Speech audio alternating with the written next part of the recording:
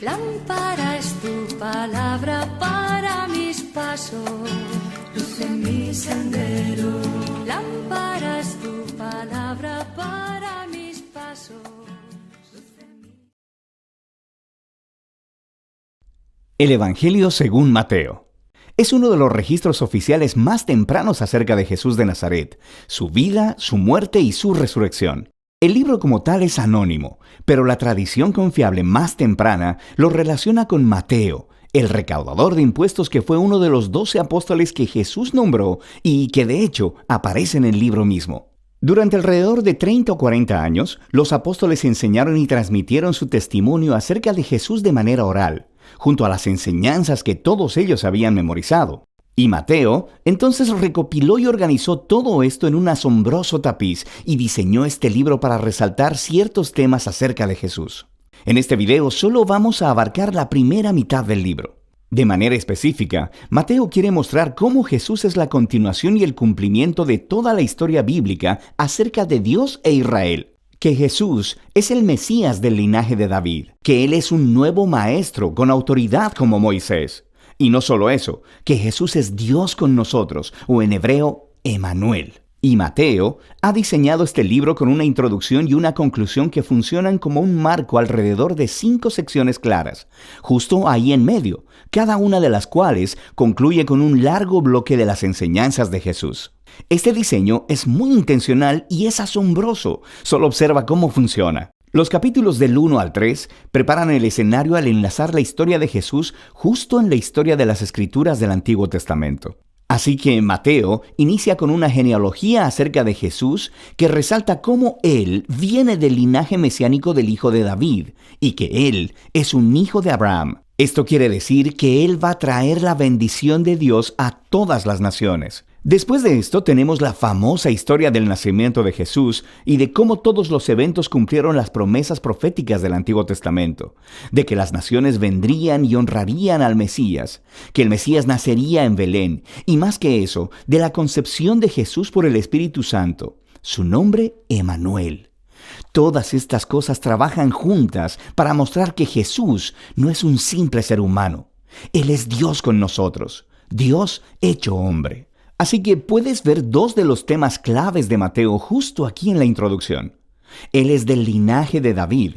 Él es Emanuel. Pero Mateo también quiere mostrar cómo Jesús es un nuevo Moisés. Así que, como Moisés, Jesús salió de Egipto, cruzó a través de las aguas del bautismo y entró en el desierto durante 40 días. Y luego Jesús sube a un monte para entregar su nueva enseñanza. De manera que a través de todo esto, Mateo está diciendo que Jesús es la figura prometida mayor que la de Moisés, que rescatará a Israel de la esclavitud.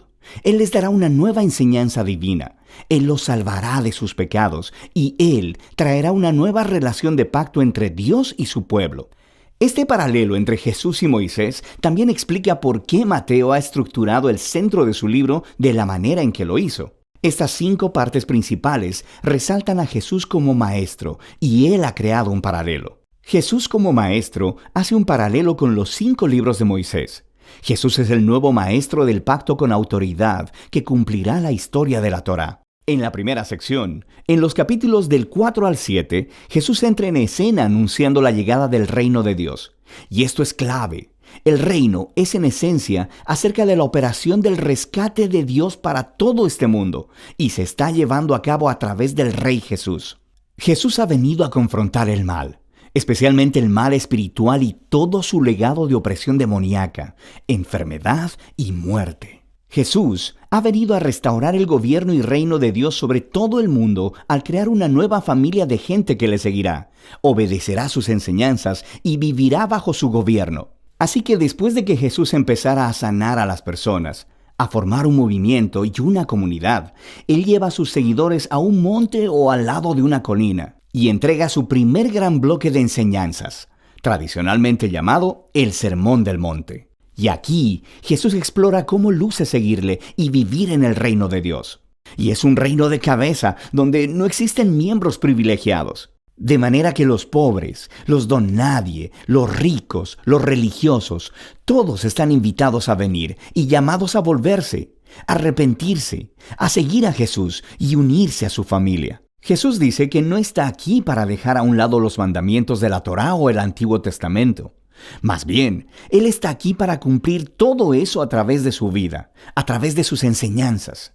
Él está aquí para transformar los corazones de su pueblo, para que realmente puedan amar a Dios y amar a su prójimo, incluyendo a su enemigo. Después de concluir esta gran enseñanza acerca del reino, la siguiente sección nos muestra a Jesús trayendo el reino a la realidad en la vida diaria de las personas. Así que Mateo organizó aquí 9 historias acerca de Jesús trayendo el poder del reino de Dios a las vidas de aquellas personas que están quebrantadas y en dolor. Hay 3 grupos de 3 historias, y se tratan de personas que están enfermas o tienen cuerpos quebrantados o están en peligro. Y Jesús las sana o salva a través de actos de gracia y poder. Y luego, justo en medio de estas triadas, encontramos 2 historias paralelas acerca del llamado de Jesús de que las personas deberían seguirle. Aquí, Mateo está resaltando un punto.